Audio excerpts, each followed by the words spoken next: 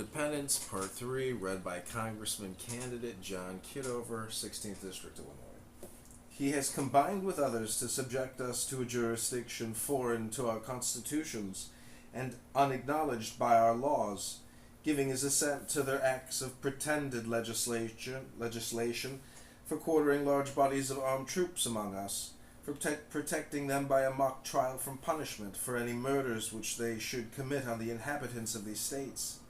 for cutting off our trade with all parts of the world, for imposing taxes on us without our consent, for depriving us in many cases of the benefit of trial by jury, for transporting us beyond seas to be tried for pretended offenses, for abolishing the free system of English laws in a neighboring province, establishing therein an arbitrary government, and enlarging its boundaries, so as to render it at once an example and fit instrument for introducing the same absolute rule into these states, colonies, for taking away our charters, abolishing our most valuable laws, and altering fundamentally the forms of our governments, for suspending our own legislatures, and declaring themselves invested with power to legislate for us in all cases whatsoever. He has abdicated government here, withdrawing his governors, and declaring us out of his allegiance and protection, by declaring us out of his protection, and waging war against us. He has plundered our seas, ravaged our coasts, burnt our towns, and destroyed the lives of our people.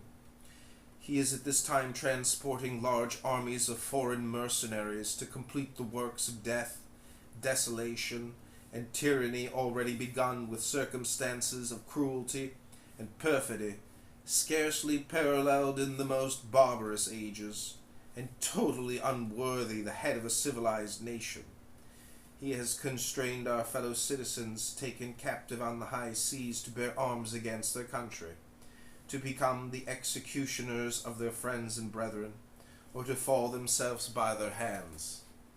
He has excited domestic insurrection among us, and has endeavored to bring on the inhabitants of our frontiers the merciless Indian savages,